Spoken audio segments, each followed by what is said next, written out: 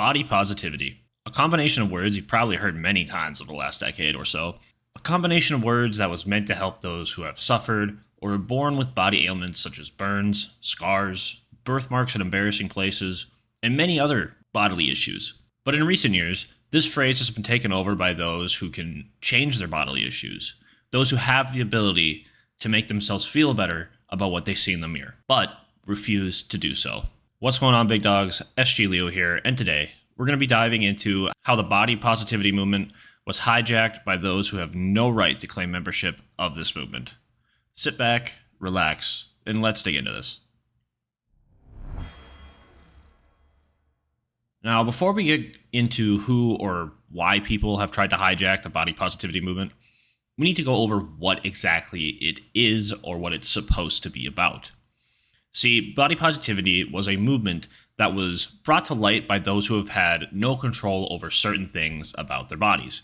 Again, for instance, burn victims with scars, mothers with stretch marks, people born with birthmarks in embarrassing places, people with things as small as a lazy eye or maybe a mole on their nose that they just can't get removed for whatever reason, right? The point of this movement was to help bring acceptance to these individuals, who again had no control over their conditions. That was the whole point. These people had no control over anything that was wrong with their body. They were just kind of stuck like that. Oftentimes, many of these people were heavily bullied, and a lot of them even found it hard to get jobs or form any kind of relationships with others simply for how they looked, and again had no control over how they looked. It was a humble movement for sure, and they slowly gained traction over time, and they helped make major changes in how people see these issues. However, a new movement would slowly show up and slowly start to take over the body positivity movement. You see, as the body positivity movement began to grow and gain traction, those with curable issues started to claim to be part of this movement in order to gain the approval that they felt they deserved. I'm, of course, talking about obese or plus-size people, as they like to be called. See, for as long as most of us can remember, being overweight has clearly shown to cause major health complications. I'm not going to go over the entire list because I'm pretty sure most of us have heard it a million times at this point, especially on the internet. Not only that, but most people tend to not find these individuals as attractive as you would somebody who is at least somewhat taking care of their body. And instead of these individuals looking in the mirror and deciding that they need to fix their very easily cured condition, they all basically unanimously decided that not only is their weight not their fault, all of us must now consider these people to be the most beautiful in our society. Isn't that right, Hippo? I mean Lizzo, sorry. Anyways, before I continue, I want to state my stance on this issue so that way nobody gets confused about what I'm trying to push here. If you are overweight, I believe you should be doing something to manage your health. I don't think you deserve to be called beautiful, and I don't think I deserve to be called beautiful, or anybody who's skinny or tall, short, round, square, any of that, right? You don't deserve to be called beautiful. You might find somebody out there who thinks of you as beautiful, but not everybody has to think you're beautiful, okay? Some of the most gorgeous people in history, people find them ugly. There are people out there who find them ugly. That's just how the world works. And I also refuse to believe that you being heavily overweight is somehow all of our problems. The biggest issue I've seen with this movement is a lot of these overweight individuals like to push it off on us, people who do care about our weight and don't want to be ridiculous overweight. I'm not talking just about bodybuilders or athletes or anything like that, just normal individuals who go for a walk every day and maybe count their calories from time to time just to make sure that they don't have a gut, or to make sure that they're at least maintaining a semi-healthy lifestyle. However, if you are an individual who knows that they are not healthy and that their weight is a problem, but you are comfortable and just don't care that you are fat, you don't care what other people think, you have no problem with those individuals who might make fun of you. If you being overweight doesn't bother you, you're happy, or you just don't care, then I think that's good for you. If you don't care, you understand the risks and things like that, I have nothing to say to you. I think you're totally fine. I think that's totally fair. You do you, man. The people I'm mainly talking about are those who demand to be rewarded by being told that they are healthy at any size or that they deserve to be Victoria's Secret models just as much as these much more attractive, skinnier girls who have worked really hard to maintain that figure. Anyways, to continue on, the fat or obese community, whichever you really want to call them, really got their start on Twitter.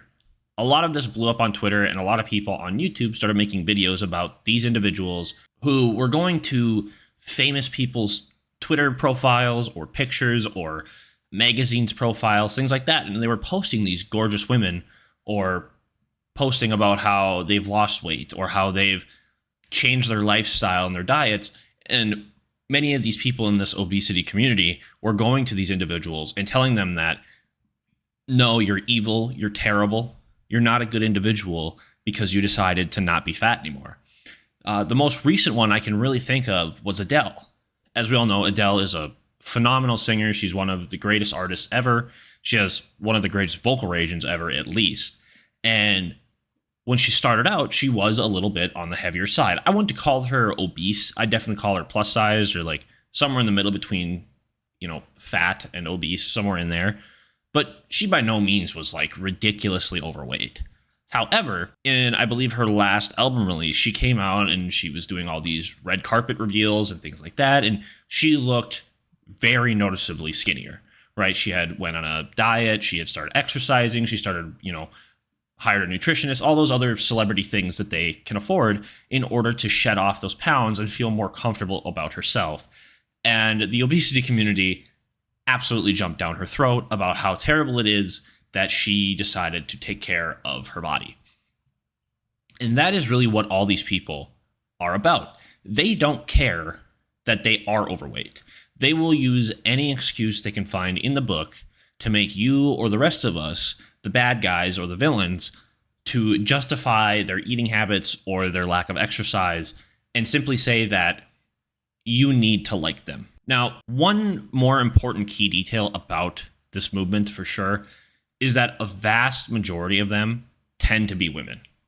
A very large majority of these overweight individuals who are trying to push this healthy at any size type of agenda, or, anybody at any size can be a model or can be an athlete or whatever. These individuals tend to almost always be women.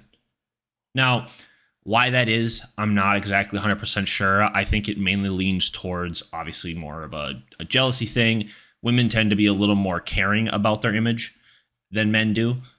And I think that just are kind of the key factors into that. Now, with that being said, it should be at no surprise that most of these women who are overweight and who most people probably wouldn't consider the most attractive anymore because of their weight, many of these women are now going around basically with the largest double standard I've seen in an extremely long time. And it's probably the biggest one I tend to see on the internet at any given point, whether it be on TikTok, Twitter, YouTube.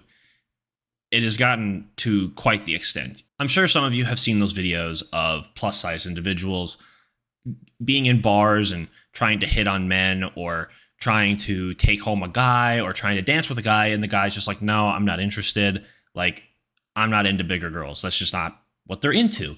And then the entire internet jumps down their throat about how he's a terrible monster and how she's beautiful and perfect in every way, shape, or form, and how this man is blowing his opportunity to have the most beautiful girl in the world, even though he's just not into that. Maybe the girl is nice. Maybe she is a lovely individual, but you can't really change what you're attracted to, right? There are people out there who are into bigger people. That's just how they are. That's how their mind works. That's what they find attractive. And then there are people who are into really skinny individuals, right? Like, that's just how people work. But most people are attracted to those who are in somewhat good shape. That's just how the human brain is hotwired. Now, on the flip side, you can see similar videos, but of overweight men trying to hit on more attractive women or skinnier women.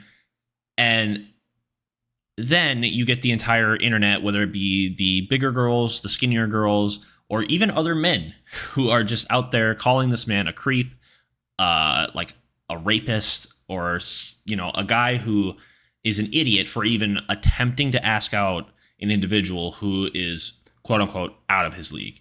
They say nothing about how the guy is probably super nice, how he's handsome, how he's probably got a great family, all these other things.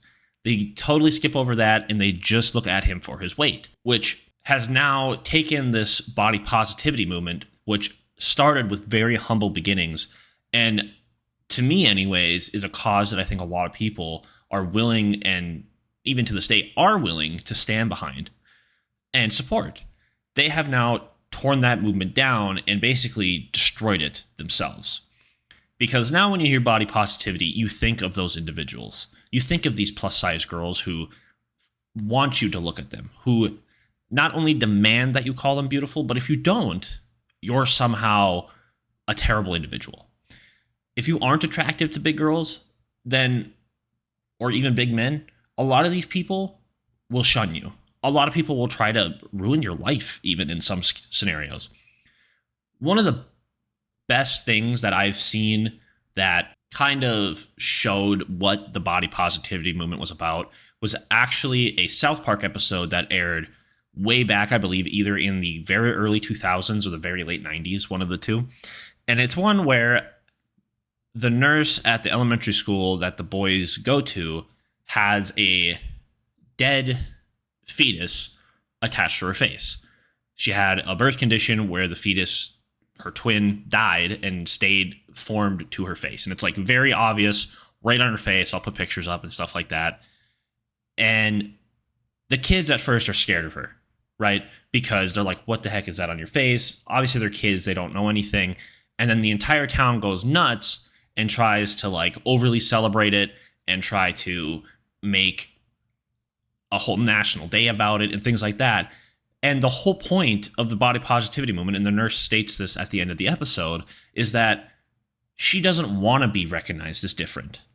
She doesn't want to be noticed. She just wants to be able to go to work like a normal individual. She just wants to be able to go out on dates with guys or girls if you're into that, and be able to go out to the movies or go into church or things like that without being judged because of something that's out of her control, right? I'm pretty sure in the episode it states that she can't get it removed because it could kill her, and she doesn't want to take that risk.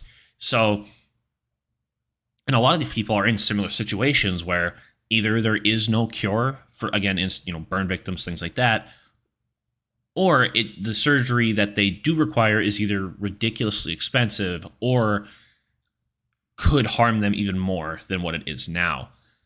So again, the whole point was, again, just to become a normal individual, was just to not be looked at differently due to something out of your control.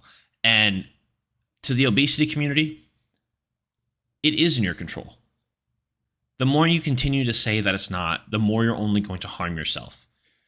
You being told that you're beautiful day in and day out, and you being told that you're perfect no matter what, is never going to actually fix how you feel about yourself.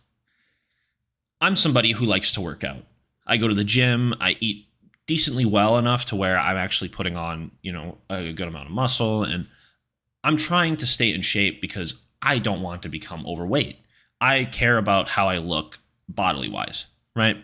But in order for me to continue to look how I want to look, I have to continue to change my diet to be better. I have to cut out certain foods and certain, candies, pops, things like that, in order to not gain a significant amount of weight, right? Some people can eat a lot more than others just due to genetics.